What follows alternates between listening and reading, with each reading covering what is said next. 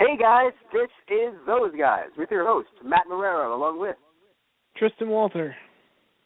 And hey, look at us. We're doing DBZ again. Look at us. This is nice. We're always doing DBZ, nice. though, Matt. No, we've jumped over to Bleach for a bit. I mean, I had you on, No, but I mean, we never stop.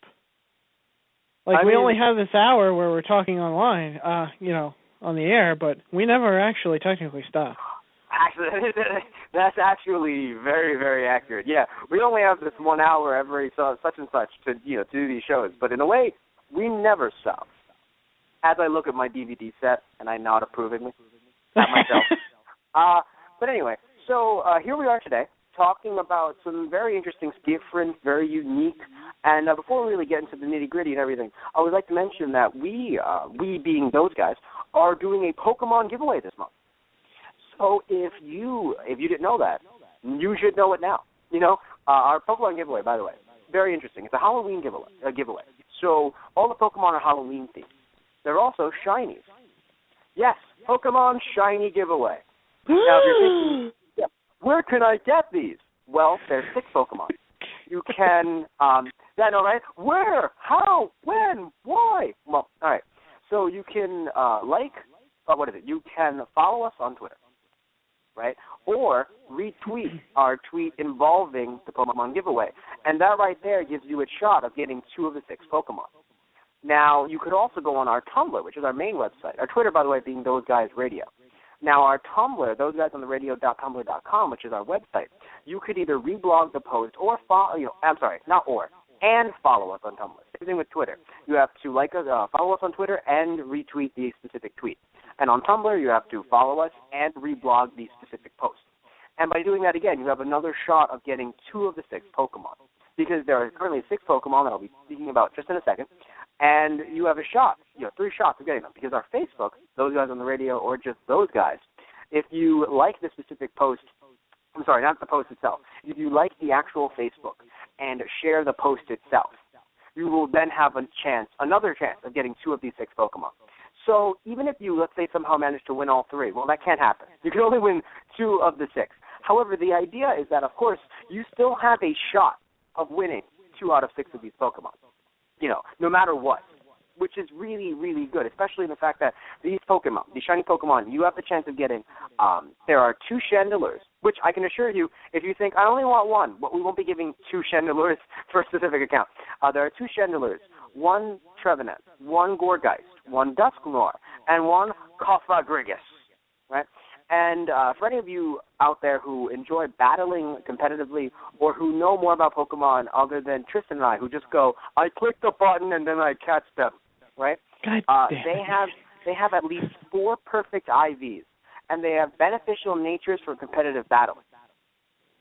So understand that, that means something. And if you think, that doesn't mean anything to me, well, then maybe send this over to one of your friends who are family members who may actually know a bit more about it than you do. Because, again, to both Tristan and I, we go, does that mean you can catch them? But, again, 6 shiny Pokemon, the ability to get 2 Chandelures, Trevenant, Gourgeist, Dusknoir, and Cofagrigus. And, again, you have to win via Tumblr, you have to follow us and reblog the specific post. To win via Twitter, you need to be following us. And you need to retweet the link that we post there. So if you're not following us on Twitter, Those Guys Radio, again, get on there, follow us there, retweet that specific post. And, of course, to win via Facebook, like our Facebook page and share that specific post. And, hey, you can win. How cool would that be? Very cool. Tristan. Tristan's like, I mean, okay, I don't know. Yeah, shut up, Tristan. Actually, start talking, Tristan. How about that? No. Yeah, right? No, you won't talk to the entire podcast. I'm doing this out of anger. I will nod. I will nod in response to your claims. This is my way of doing a sit-in. But yeah, I mean, all jokes aside, though, the contest ends on October 31st, so again, get in quickly. And, the winners, will be contacted on November 1st. And, of course, to say this outright, you have to be willing to give us your friend code, because obviously we need to trade them to you. So, but don't worry though, because you're getting them. Woohoo! You know, right? That idea was, oh, I have to give them my friend code, but I am winning 2 out of 6 of these shiny Pokemon that have at least 4 perfect IVs and are and have beneficial natures for competitive battling. Which again may mean something, a lot. May mean a lot to you, which is good because I'm happy you won, you deserve it. So yeah. And rest assured, your friend codes will be posted all over the internet. Yeah, right. Like this. And if you're thinking, well, where won't it be posted? Don't worry about that. Just think about where it will be posted, which is everywhere. No, but all jokes aside, of course, will be kept confidential, unless, of course, you may want to battle one of our co-hosts, Satish Ram, who would love to battle you because he enjoys battling. So if you're thinking, you know what, maybe I battle him, well, you should. He's very good, and if you think you can beat him, maybe you can. But if he beats you, he gets your prize Pokemon. No, it doesn't happen. Just during our last Pokemon podcast, the Pokemon Yellow podcast, we actually talked about the fact that Satish Ram is the Pokemon League champion. It's true. Yeah, there's a real Pokemon League, and he is the champion of it. That is totally not a lie, and it's very, very, very believable, I would argue. So, I've got a friend who's certified to give out gym badges. Yeah, right. So let's talk about some Dragon Ball Z, shall we? This special, or these specials. Oh, right, that thing. Before. Yeah, right. Oh, what was the podcast about? It was about a Pokemon giveaway. Oh, yeah. No, and let's just take the last 5 minutes to talk about the special. Okay. So anyway, the special is very unique and interesting. Like, and I say this over and over, and you're sitting there like, shut up, Matt, shut up. Like everyone is. But you have to understand the idea that there was a video game released in the 90s, right, that came with an accompanying VHS tape that ended up, I believe in one version of the game, they were actually 2 VHS tapes, I'm sorry. And I believe depending on the version of the video game, because I believe they made a remake. Not recently, I'm referring to a remake that, like, still in the 90s, where they ended up putting some of the clips in, like some of the video as clips. Right, and this was an actual, OVA that said, hey, listen, right, hey, you don't know what the heck's going on in this game. We have no real way, because of technology, to really, or at least the game that we're trying to portray, to put a story in here. So take these videos, and this will be your story. So when you're playing the game as whatever character you choose, you'll go, this is why I'm doing this, which is very strange to me. I don't even think that's, like, common practice in, like, even though, because we're 90s kids. So even to us, like, it feels a bit weird, doesn't it? Well, yeah, even, I think my first system was, like, PlayStation. Even then, they had, any story that a game wanted to tell you pretty much had cutscenes, so. Well, even before that, like, let's just say, because, I know, like, I'm not saying it's bad that your first system was PlayStation, but remember that this came out a bit before PlayStation did. This actually came out in 1993. So I'm saying that's why it would be weird for us. Fair enough. Well, for me, my first system was a Super Nintendo. But even then, it feels weird when I think of games like Mega Man X, because the cutscenes would just be animated. So, Mega Man X, Donkey Kong Country, which, didn't have, like, crazy cutscenes, but they still had stuff. So it's very interesting that it would just, that they actually, kind of made this into, like, its own thing. So anyway, but giving background, the first special, because there's technically 2 specials, long story. We'll get to that soon. Dragon Ball Z Side Story, Plan to Eradicate the Saiyans, right? And it was made for the Family Computer Game Console. It's a Japanese exclusive kind of thing. And, and another reason why. The game actually is like a battle, like a card battle RPG, which is another reason, I believe, why it's kind of like, listen, here's the video. Right? Like, just in case you don't know what the heck's going on. For some reason, it would feel as if Pokemon, like, released, like, a card battle game, and they released a video with it. Like, listen, here's the story. And, and it was very interesting. And, of course, later on, as I mentioned a bit earlier, they took the footage from the OVA. and they reused it, and they made it into a two-part the two-part game for Bandai Playdia called True Plan to Eradicate the Saiyans. It's like, here's the plan to eradicate the Saiyans. I found the true plan. So, I mean, there's that. Because the first one obviously didn't work. Yeah, right? The first time around, I got to admit, I was a bit unprepared. I was too busy focusing on the revenge aspect. But now, with some new scenes, revenge got a whole lot better. Like, what? But that exists. And then, of course, many of you will probably know this. As you're thinking, this kind of sounds familiar. Revenge? Wait, plan to eradicate? What that sounds familiar. They actually, in Raging Blast 2, the newer game for, the PS3, 360, I believe, as well, Raging Blast 2 actually released an OVA with it. That was a remake, a cut down, instead of an hour, it was a 30-minute or 27-minute remake of Plan to Eradicate the Saiyans, called Plan to Eradicate the Super Saiyans. I love that no matter what, a Toei official says, I know Piccolo is here, but can we find a way to fuck him? No matter what. Because the first time around, Piccolo's there, and it's just a plan to eradicate the Saiyans. And he's like, all right, I mean, I know it's not my battle. I'm going to help you guys out. I mean, all right. Next time around, might be my shot. It's odd how the second one is titled Plan to Eradicate. Well, I mean, it's odd in the sense that the first one, how they finish off. We'll get to this a little later, but when they finish off the final boss in the first OVA, it's just the four Saiyans finishing him off.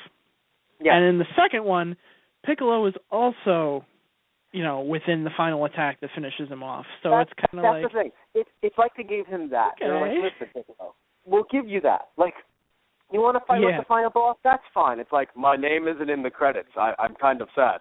But you ain't going to get your name in the credits. Yeah, right? Like, you can be an extra, Piccolo. How does that feel? Patting him on the head. You're like Krillin. It's very condescending, I feel. But yeah, they gave him a little bit more room. And, of course, as you noted, too, both versions have them finishing, the bad guy off as Super Saiyan. So it's kind of funny how, you can argue it's just like, the name for the remake and kind of make it seem a bit different, but not really. But it's really funny how it's just, again, plan to eradicate the Super Saiyans. Like, like Light Chi's like, okay, the problem last time, right, was that they were normal Saiyans. I got to get them when they're super. Nope, not even close. Nope, and stop. There's even something odd about that in the sense that Dr. Raichi didn't know anything about Super Saiyans when he had a grudge against them and wanted to kill them. Well, I would argue that's just fine. Because of the fact that, okay, in my opinion, it strikes me as a very Dr. Gero thing to do. Where it's just, it's like, I've studied everything on Saiyans. It's like, really? How about this point? Okay, I stopped right about there. You didn't happen to see our battles on Namek, did you? What's a Namek? I'm sorry, what? Yeah. A Namek. Yeah. Immediately just, okay, so we may have jumped the gun here. Explosions! Run away. So we may have a gap in our data. Yeah, which is so true because, again, so I feel like it's the same with Dr. Which, by the way, very interesting stuff here that you brought up the word Raichi.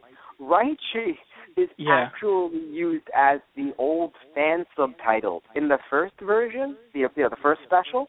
In the second special, it was actually, like I said, it was in Raging Blast 2. And they changed. Released because Lychee is actually a fruit. Oh, for fuck. Yes, it's actually quite interesting. No, I know. You don't realize that. I was talking to one of our co-hosts, Tish, as I mentioned earlier, and he and I were just sitting there watching the special. And he was like, well, Lychee makes sense because of this. And I was like, son of a bitch. Yeah. But, no, it's very interesting because of the, So, and again, just to really clarify, Raging Blast 2, right, obviously came out in America. And they could have basically said, like, oh, we're just omitting this OVA. We're not going to release it. But they actually released it with the game, and it was subtitled. No dub, sadly, but it was subtitled. So a lot of the things, a lot of the names are a bit more official and blah, blah, blah. So, yeah, so Raichi was there. And it's like, it makes a bit more sense than Raichi. Because Raichi, it's like lightning, because, Rai. So you're like, what? But now you're like, oh, Raichi. Okay. Well, I mean, can also be the pronunciation difference, too. Explain. Between American and Japanese. Yes, that is true. They both sound very similar. Here's the thing. Well, no, of course. Well, I mean, it's the fact that, okay, as a man who's slightly dabbled in fan subbing, right, I can give you this much. The fact that back then, I'm sure they didn't have that much promotional material, and even if they did, this was fan subbed in probably the late 90s, early 2000s. So you can think about how technology was back then. Right. Where someone fan subbed it now, like let's say even the original version now, like it never had been touched. Maybe the new OVA, never came out. It was just that. They would have more promotional material to look through to be like, oh, lychee is a fruit. Oh, okay, got it. Where back then it's just all I hear is lychee. It's like, okay, lychee. Why would that not be right? I assume that's what it is.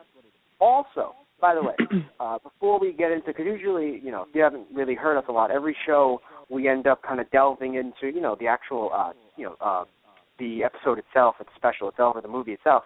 And of course, by the way, if you're listening to us on the, through our internet, through your internet, through Blog Talk Radio, and you think, darn, I have to get off because insert reason here. Or you're thinking, darn, my friend can't listen in because X reason here, and they really haven't gone into like the crazy stuff about the, the episode yet, especially yet. So I want to get them listening. Remember that our call-in number is 718-417-02. Wait, no, it is not. Or is it? Maybe it is. I don't know. Our call-in number is actually 718-664-9468. Again, our number being 718-664-9468, right?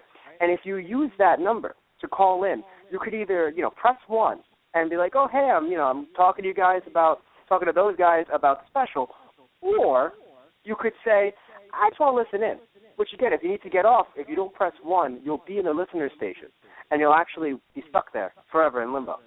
You can never leave, even if you wanted to. So it's called Blog Talk Limbo. Yeah, basically. There's his own site dedicated to it. Blog Talk Limbo.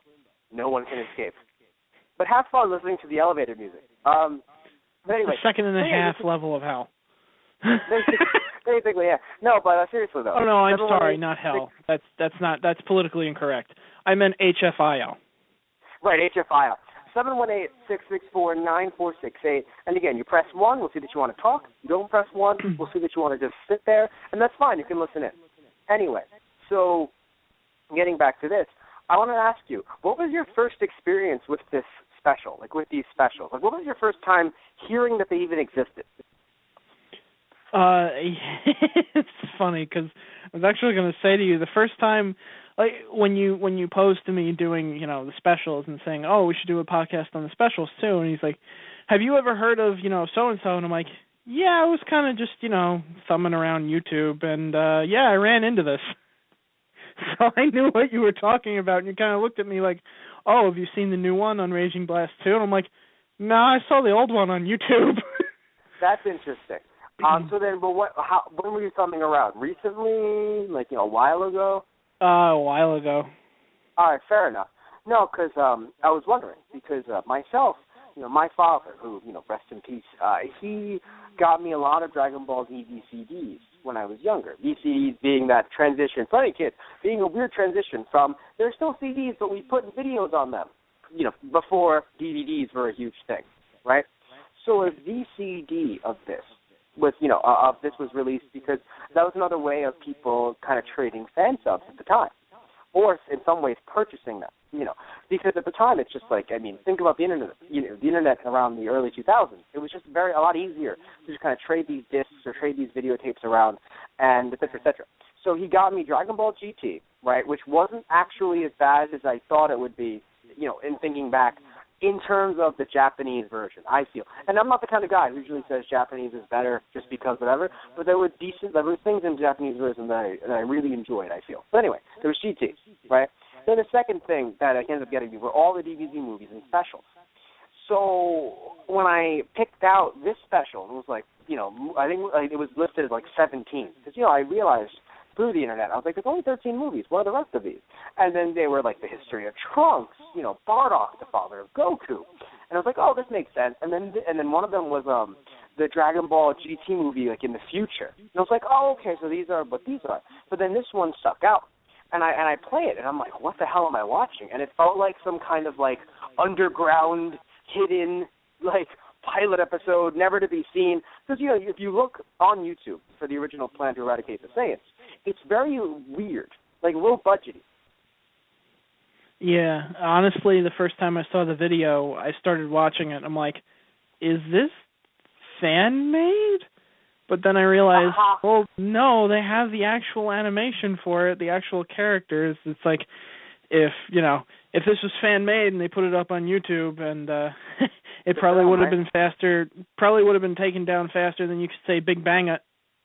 Yeah, and you wouldn't get to finish it either because it would be too quick. Because you'd be dead. I understand completely. The idea that, because I have to admit the animation is very choppy, which I have to admit doesn't mean that the newer one was great either. But, like, the newer one, right, it had updated animation, but there were still scenes where you're like, hey, that's not right. Right? You can see little tiny movements where you're like, it's being, this is being cheap for 2012, but we're so advanced with technology that even cheap in 2012, quote-unquote cheap, skimping on certain scenes, looks really, really good. Right? Yeah. We're skimping in the 90s. Let's make the animation look sexy as fuck so they won't realize all the little bugs in between and not care. Basically, yeah. Like, let's make it look a bit more like Kai. So people will be like, wow, look, it looks like Kai. Where you look at the original, and it's like, hey, they're skimping in the 90s. And even if you downloaded which is kind of funny, because usually we don't promote downloading here at those guys. But we would like to, or even like looking it up on YouTube, because it's like, you're getting it for free. But we have to let you know that and this is one of those rare cases that you cannot legally get these in the States. Like even Raging Blast 2. It's like, can you really, you can, hopefully, you can possibly find, the disc with the other disc with it. But even then, you might just get it used and the game won't even be on it. So I'm not too sure about that, for referring to the new Plan to Eradicate the Super Saiyans. And then the old one is definitely not available at all. And it will probably never be available because of all the different rights, claims to it, where it's a Toei thing, but then there's video game rights involved, and there's music that wasn't even the main music used in the actual series. Because if you noticed, the music was very video game-like. Yeah. In the original special. So there's a lot about it that would, I assume wouldn't work to bring it over to America. So again, very rarely do we promote this, but if you're going to look it up on YouTube, you're going to download it, and, I understand, we understand. And even when you download it, let's say you download the actual DVD, because what you saw was an older fan-subbed version that was, like, you saw history, because you saw what I have on a VCD somewhere. That's the exact copy. So that was made, God, I don't know how many years ago. I believe 2001. So 13 years ago. That was fan-subbed, right? Oh, God. I know, right? But even when you download the DVD version, which is out there because they, released a DVD, I forgot how many years back in Japan, and you look at that version, and of course it's not, it doesn't look like that did, but it's still not any better because of the fact that it's just, it's just this, like, we're skimping down on whatever we can because it's only for, the video game. Right. And you can tell. But yeah, very interesting stuff, I would say. But anyway, so that was my experience with it, where, I saw it via VCD, and then from there, I felt like so different and new and interesting. And it wasn't the worst thing in the world. Of course, there were, things that could be added to make it better, but I remember you said you enjoyed the first special more than you did the newer special. Yeah, it basically came down to dialogue. How so? I don't know. They cut so much out of the second one that there were some really, like, kind of golden lines of dialogue in the original one, or just, even during the fight, there were better lines. I remember one line because in the second OVA special, they have edited out the other three or four Destron gas emitters. Right. Because for those of you who haven't seen it, there's a lot. There is more to it. It was actually what did we say? It was like an hour. It was an hour for the first one. The second one is cut down to an hour and a half, to half an hour. Yes. But Piccolo goes to one of the places to destroy one of the generators, and there's a monster. They're yes, I know. Now I know exactly what you're talking about. Yeah. The little monster guys that attack them first before whatever you want to call them, the Ghost Warriors or the Grudge Warriors. Oh, right. Attack them. So this guy set up landmines all around the thing, and he goes, come on, Piccolo, I'd like to see you, get to the generator now. And he's like, landmines aren't a problem for me. And he just starts to fly. So he goes, is that going to be a problem for you? And the monster's like, I can fly too. And he jumps up and he's trying to go and catch them. And then he falls back on his ass and falls on all the landmines and sets everything off. And the generator gets blown up without Piccolo even lifting a finger. And he goes, wow, I never thought I'd see the day where there was someone stupider than Satan. Mr. Satan, by the way. Many of you may be confused if you are Hercule. His original name in Japan is Mr. Satan, because the idea of let's think of a really cool badass a wrestler type MMA name. I mean, there's a current UFC fighter, I believe he's a UFC fighter, MMA fighter, who he does some bad stuff. Right, so I'm not saying I enjoy him as a person because he did some really messed up things that I really want to go into in the podcast. But his name is War Machine. That's what I'm saying. So you sit there and you're like, damn, right? You get that idea. So here it's like, oh, what's the prize fighter's name? Mr. Satan. Whoa, that guy's hardcore. Yeah. But anyway, it's like I never thought I'd see the day when someone is stupider than Mr. Satan. And then, of course, what's even funnier, by the way, isn't that the monster blew up one, let's say, or he blew up them all at once? No, from the way the sound effects looked, and I think they even showed the scene, he hits one, explodes, then falls onto another. Hits that one, explodes. So he's selling them off because he's bouncing from each and every one. Right. But, very funny scene. I admit there was a lot more in the first version, and I will admit I don't think that it was that off, in the sense that I do think it did have a nice flow to it. I'm not saying that the second one had less of a flow, but because I do understand, if you cut out the monsters, there is a way to show that, it's like, it kind of goes into the meat and potatoes, the fact that there's Ghost Warriors and everything. Yeah, exactly. But I still admit the monsters were kind of nice, and it did really give it that kind of video game flair. That kind of because depending on the version you even saw, I know that there's little cutscenes where they're kind of flying from one area to another. But the little game scenes. Right. Right. Okay. I didn't know if they were in, because I assumed you saw the same one that I did, but I know that some things were edited out of that YouTube version, so I didn't know. Yeah. So in the first version, they have these few things here and there, and it was really interesting. I enjoyed it. But of course, I have to admit, I do like the first more somehow. It may be nostalgia. But the second one really does have a lot of cool stuff to it, I think. The fact that their music is a lot more, kind of tailored towards the normal kind of music that would appear in the show. Mm. The fact that there were just little tiny things here and there where it was like, oh, that's new, that's different. Where when you look at Dr. Lychee, and in the original, he's very I don't want to say he's one-dimensional, but he's very there's nothing to him other than the fact that there's the revenge factor. So it's kind of just his voice and everything just kind of sounds, not going to say flat at all, but I think you see what I mean. Where it's just kind of I'm going to, but in the I don't know if you noticed, in the second version, he actually has a little pep in his voice. Yeah, I can see that. So in the first version, he'll say, it's I'm going to destroy you with my monster hatchak, right? In this one, he's like, with my monster hatchak, right? And he adds a little something to it that I'm like, what? And it shows, like, he actually seems like there's, like, a little bit of, like, again, like a tap in his voice. And I sit there and I think, well, I mean, good for you and your revenge plot. Like, right. I'm happy that's going somewhere. Like, he deserves a round of applause. Everyone give Dr. Lychee a round of applause. Yeah. But, it's... You're going... No, yeah? I'm just thinking, like, putting it all together, it is an interesting concept that they brought together for this OVA, and that they kind of made a game around it first.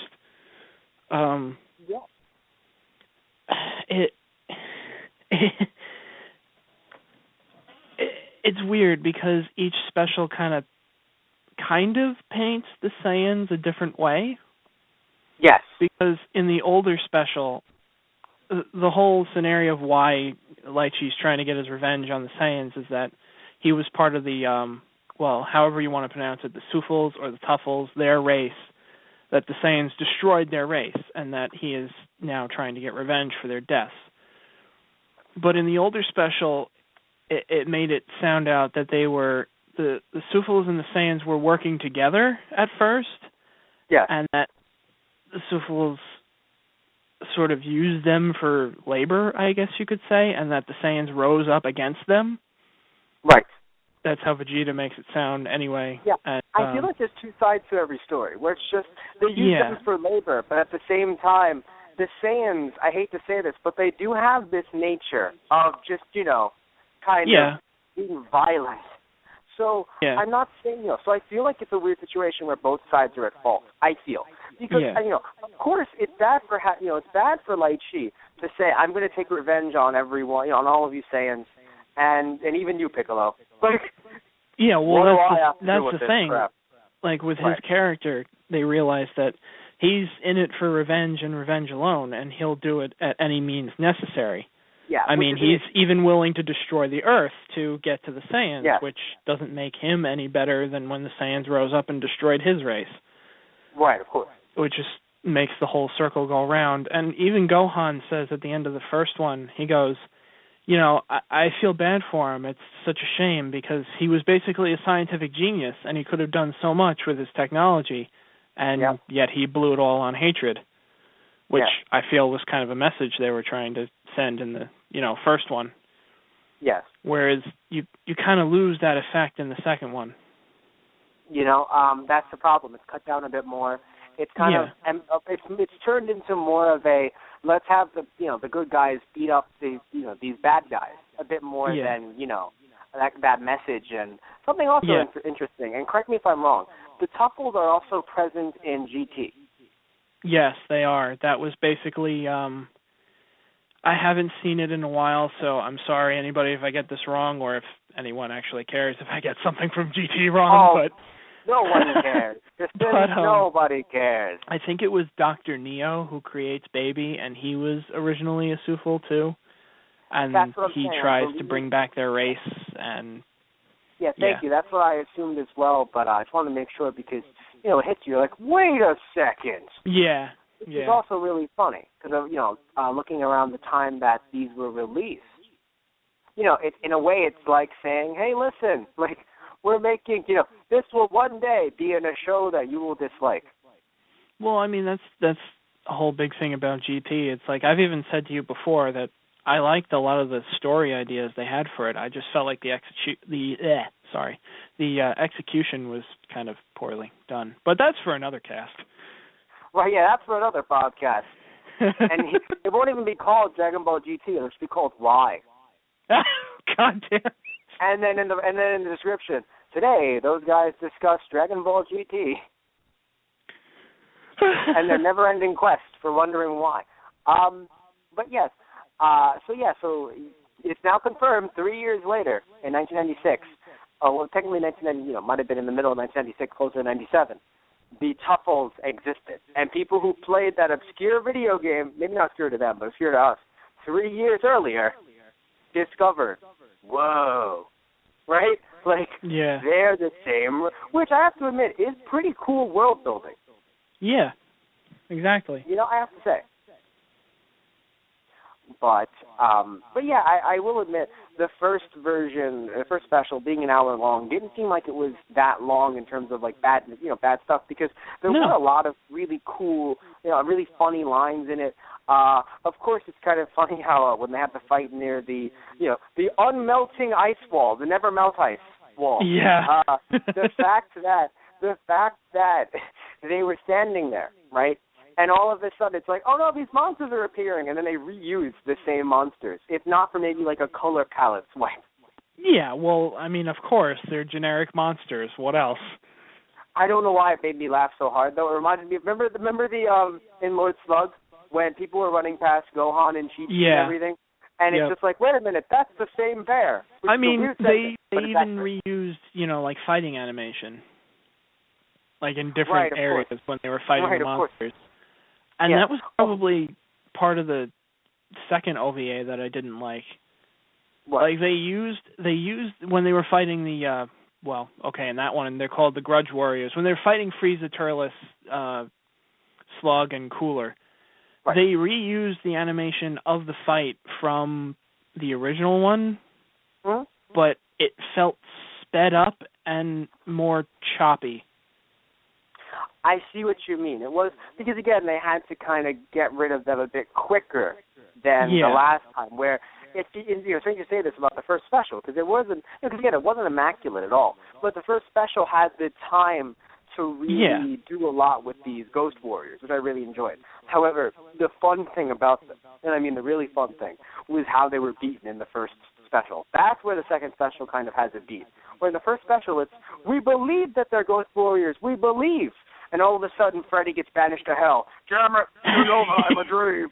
Yeah, just like, I'm glad you brought that up, because I was going to bring it up if you didn't. Yeah, in the original special, when Goku's talking to King Kai and they realize, oh, they're Ghost Warriors, and they look at him, it's like, we know who you are, and they go, oh no, and then they're destroyed, which doesn't make a lot of sense to us, but in comparison to what they did in the second one, where they use the gas as an excuse, like, oh, our power is being drained by the gas, we can't finish them off, they keep regenerating.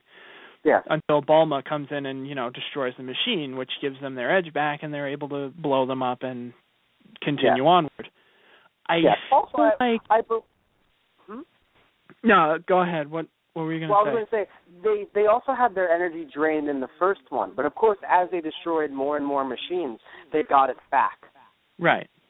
Right. So that was the difference, of course. They had more time in the first one to kind of be like, oh, no, we got to go to we have to go to 4 areas of the world to destroy these machines. Which, again, interesting game logic. Like, if that was adapted into a video game, like one that was more, which is funny because I haven't played Raging Blast 2, so I'm probably going to get my ass kicked. It's in Raging Blast 2, Matt. But if Hatchak is in Raging Blast 2, and they made it more like, kind of like an open world, a bit like Budokai 3, where you're kind of flying around. I would play that. That would be very interesting. Yeah, it would be, actually. Yeah. I don't think they did something like that for Raging Blast 2. I've never played it either, but I've known and seen people who have, and I just get the feeling that it's not in there, just being the trend of DBZ games in recent times. Well, we should probably add Hatchak. What if we added Vegeta's father's brother? We saw him in like one panel. Crazy. Yeah, we saw him in one panel. And mind you, he doesn't exist. But let's pretend we saw him in one panel. Perfect. Let's do it. Yeah. Also, he's DLC. Pay $20 for him. And if you don't pay $20, you can't finish the story. Oh Jesus. You're sitting there, paid $60 for this game. I'm not going to pay $80. Worth it. Pay $85 for the blowing up Kiwi minigame. All right, I'll pay for that. God! Like immediately the Kiwi video game spikes up in popularity. It's like, well, I get to blow up Kiwi. I mean, why would I know? Right. It's just a game where Vegeta it's just a game. Vegeta's standing in midair, Kiwi's on the floor, and all you're doing is pressing circle to throw energy blast at Kiwi. Yeah. That's all it is. But they give Vegeta more and more funny quips as the mini game goes on. Yeah. The one thing I wanted to say about the Ghost Warriors, though, is that I think, now I'm not sure if any of this is true. This is basically just my speculation. But I feel like the key to that scene where they name them and say, oh, yeah, you're Ghost Warriors, now they were able to defeat them. Yes. I feel like that may have something to do with a cultural difference, because I don't think it's specifically from Japan, but there is an old idea that naming thy foe gives you power. So if you actually know the name of your foe, you can use it against them. Well, yeah, that, or, the fact that they may have been looking at them, like, it might sound silly, but they may have been looking at them, giving them more power because they've said, oh, we've killed you before. But it's idea that it's like, we've killed you before. But the idea of, wait a minute, we've killed you before. Why are you here? We have power over you, but now that we're killing you once, it's not happening. And then it's like, I guess, like you mentioned, by knowing thy foe, by saying you are Ghost Warriors. We understand that you do not have the power that you... But that's why I also brought up Freddy, where in the sense that when you realize that you're in a dream, you can gain more power from it because, usually the person may have some more power in their dream when it comes to things like Nightmare on Elm Street, or they'll be able to pull Freddy out of the dream into the real world, and then they can kill him. Yeah. So little things like that. So that's why that was kind of like where my joke was going. It was like, oh, yeah, it's like, you're Ghost Warriors. Right? No. So it's like, oh, no. But and there's also some interesting lines in there, too. Like, there are two lines specifically where Turles basically explains why he's there, because it's like, plan to eradicate the Saiyans. Well, wait a minute. Turles? Yeah, wait a minute. You do realize you're a Saiyan too, right? Oh, shit! No. He basically, he said, in the older OVA, he says, who would have more hatred for, Saiyans than a Saiyan killed by another Saiyan? And I'm like, I suppose that works. Whereas in the second one, they pretty much just glossed over that and just went, yeah, he's there. Yeah, that's, again, just because of time restraints. Yeah, there were there was some glossing in that, in that regard. Also, I was a huge fan in the first one of how they took down Lord Slug. Yeah, yes. Huge how Piccolo is holding him, and then Gohan comes over and whistles in his face and is able to stall him, so Piccolo can then blast him. Because it's so that was smart. Amazing.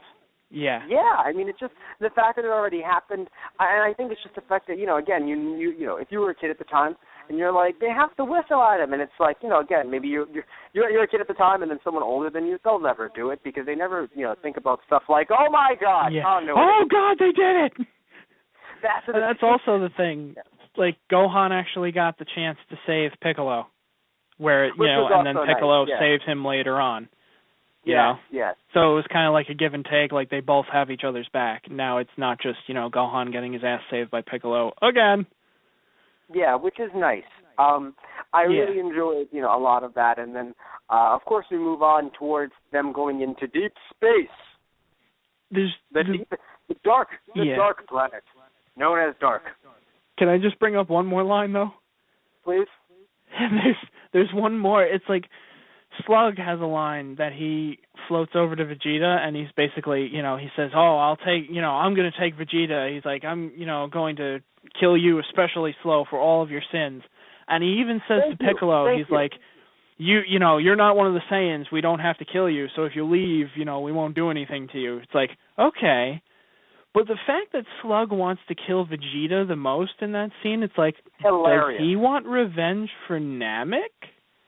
And at the same time, why the fuck does Slug care about Namek? He left. No. I mean, I know he's a Namekian, but he was exiled. No, I agree completely. No, I agree. No, I wanted to destroy Namek. I must destroy you for destroying the ones that I wanted to destroy. I guess. No. All jokes aside, though, it's very accurate. Like, I agree with you completely. Thank you for bringing that up, because while watching that by my lonesome before we even did the podcast, before we even had the podcast as a gleam in our eye, right? I was sitting there watching it and just like, I want to kill you the most, Vegeta.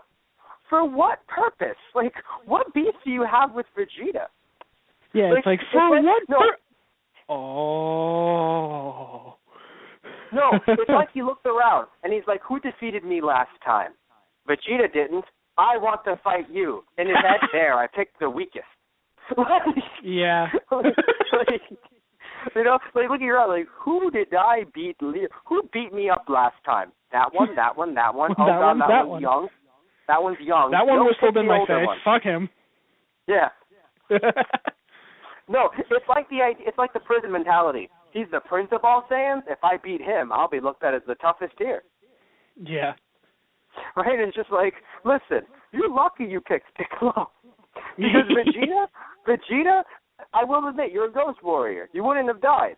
But the second you come back, you would have been blasted. Yeah. Like, there's a big bang attack. I'm not saying big bang attack. I said I'm not big bang attack. That's even something I wanted to bring up later. Cool. No. Big bang attack. Yeah. That reminds me of another thing that I wanted to bring up later, but like you said, you were saying we were moving to the Dark Planet? Yes. Which, by the way, I love that robot, because the idea of just, I am a random robot, you might not be able to get past me, maybe. Would you like to try? Oh, dear God, I'm dead. And I love the fact that it's Goku. Pain. It's Goku who destroys him. Yeah, where it's just like, I don't enjoy killing living things. Thank goodness you're a robot. I still can feel pain. And I mean, even to the fact it kind of feels like a nod to Dragon Ball too, when Goku was younger and he was fighting giant deadly robots. Yeah, which is also nice. You know, a lot of nice little things here. I was just like, when I saw the robot come out, I was like, ooh, a deadly robot. I haven't seen one of those in a long time. Oh, it's dead. Okay. Yeah. Moment's well, you over. can tell. You can tell when what's it called? You can tell when new when like new people are writing things. You know, sadly we can't really get confirmation on who wrote this video game, except that we can actually. Oh, this is interesting.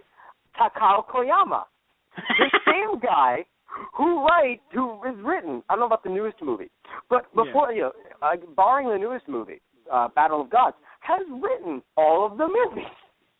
Right. Wow, that's funny.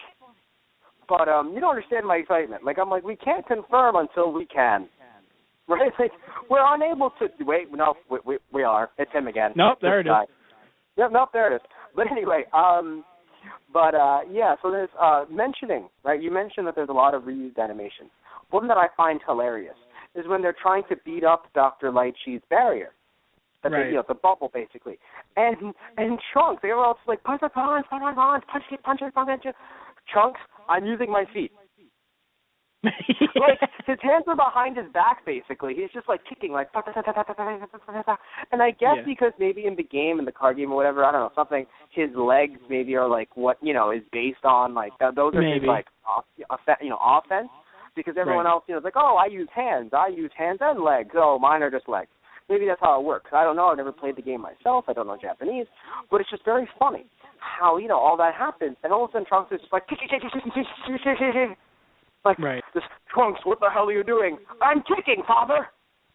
I'm kicking for the future. Oh, God. Save the future. Damn it, Trunks, get in the car. And I love the fact when Goku basically backflips and he says, okay, I'm going to get rid of that barrier now. Better shoot a Kamehameha wave at it. It shatters the barrier, but before he does it, Vegeta's like, no, wait, he's mine! And it's just like, and Goku's like, sorry, I can't hear you over the sound of this Kamehameha wave. My bad. Oh, Vegeta. And it's funny because I don't know whether Goku held back to just break the barrier and let Vegeta finish him off, or if the barrier was that strong. But either way, Vegeta finishes him off with a final flash, and then he starts to regenerate. And I love the fact in the old one, Vegeta basically flips behind him. He's like, "Oh, I'm a ghost warrior. You cannot get rid of me." And Vegeta's like, "Yeah, we'll see about that, bitch." He sticks his hand in before the barrier regenerates, lets loose an energy ball, and then pulls it back out. And the barrier forms around him and encases him in the explosion, and he implodes on himself. Which, again, like you mentioned, amazing. Yeah. And his line, too, go to hell. He's like, you cannot defeat me, I'll always come back. He's just like, that's cute, go to hell. Basically. But also, did you know, and it was very hard for you to notice because of the way the YouTube video was edited, but did you know that Hatchak was used as an alternate ending? Really? Yes. What I mean is this. In the version that I got, right, there's the ending credits that you see at the end of the last video before they cut out. There's two sets of credits. One set of credits is during that weird gap that they had in the third part on YouTube, where you're like, wait, what's this? There was a full string of ending credits that during one of my viewings, I don't know if it was the first or just in general, one of my viewings had me go, oh, it's done. And then I left. And then months later, maybe even a year later, I'm not sure because I was young at the time, I'm watching it and I'm like, all right, I'm like, wait a minute, looks like there's a lot more time on this. Let me fast forward through. Oh, my God. Oh, God! Yeah. And he's still there. And it's like, wait, what is this? And then Hatchak appears. And you're like, who the hell is this? Yeah. And then his fighting style is really, really cool. In the first version, he says nothing, which in a way makes him even more badass than in the second special when he speaks. He speaks very little, but still, I would consider him even more badass not speaking at all. And then Goku name drops, which is so weird of Goku. Like, just name dropping, like, wow, this guy may even be stronger than Broly. Whoa! Right. Like, what? I think even in the second OVA, King Kai basically goes, there's a line that he has where he says, oh no, oh shit, this might be the end of the Northern Galaxy. Yes, King Kai said that. It was really fun. I was like, whoa, look at you.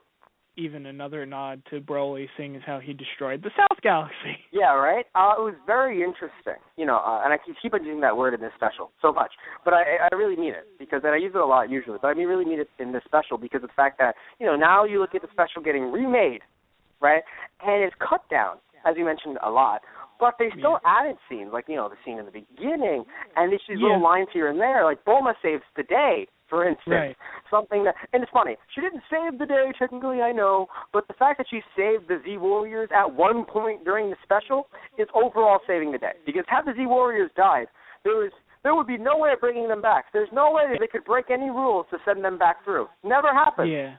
I feel like they tried to bring together all the characters in the second one more. Like they added Bulma saving them. They add Piccolo in the final attack. Yeah. I do think they also add a woman apparently who's a big character. She's very minor, but apparently the woman with her daughter is a recurring character. Oh right, yeah. She's apparently in Yo Son Goku friend. Son Goku and Friends Return. She's in there too. Yeah. Yeah, she's a very minor recurring character that's mostly used in, like, I don't say as a joke, but like as a way of like, whoa, wait a minute, I know her, but of course never really touched upon. Where it's like, oh yeah, of course that's her, But anyway, yeah, it's just and of course, like I mentioned before, they had better music here. Even though I love the old music, they had better music here. They changed the sound effects for the Destron. Sorry, they didn't reverse that. They didn't change the sound effect, which was what I love, for the Destron gas machine. Yeah. Which was really nice. It was like a nice throwback where it was like, wow, that's the same sound. I enjoy that. And Hatchiak might have even had sound effects from Broly. Like if you notice when he was charging up and firing his laser attack. I have to admit, I believe those are sound effects from Mega Man, at least edited. It could be. But still, yes. There was, and of course, like we mentioned a bit, Hatchiak speaks, which is also very interesting for Hatchiak, because he was very nothing crazy, not like it's like Goku, I am your father, but the fact that he even just said like die, or it was like revenge cannon, which is so like it's weird that revenge it's weird that revenge cannon was added in a remake. Where you look at that and you're like, wouldn't that you would think that would be in the original version? Yeah. Because the original version basically had, like, that really old RPG game feel, because, like, even Lychee's base is the Dark Planet, and it's the old evil castle. It's like, I just started laughing. I'm like, that's so cute. I know, it's wonderful, isn't it? So you're sitting there, you're like, revenge are coming, and you're like, oh, that's in the new one. What? What? Yeah. But I so feel sadly, we're at the end of our show. Before we go, though, I would like to ask you, is there anything you want to bring up before we have to go? Anything that you really enjoyed that really stuck out to you from the special? Yeah, I mean, I don't know about Hachiak. I kind of like how the old OVA kind of portrayed him as, like, I don't know, maybe it was just the choice of word, but it felt like all the energy from, all the people that disliked the Saiyans or hated them, it was more of a hatred kind of thing, and how hatred is basically will bring the end of you no matter how you try and use it. Whereas in the second one, they make it's the grudge machine. It's like, do we really have to, use grudge instead of hate? I mean, they use the word as a driving point of saying, no, hatred will be your undoing. But no, we're going to change it to grudge. Right, I understand. Yeah. I don't know. Yeah, I can see what you mean. But, so I agree. And I think my best part of it, as I mentioned earlier, was the first special was the idea that you could skip past certain credits and then get like an after credits scene. Yeah. And then in the second one, I think my favorite part was, seeing my favorite part, and it's so weird. I don't know why it's my favorite, but I have to choose something. The idea that Frieza and Cooler, who are both done by the same voice actor in Japanese, by the way, can laugh with each other, and Cooler's like, Frieza, like as if it was like an inside joke with the creators, like throwing his name and freak people out. Like, Frieza. What? But yeah, so sadly we have to go, everyone. I'm sorry, we're at the end of our show. But again, we'd like to thank you guys for listening to those guys.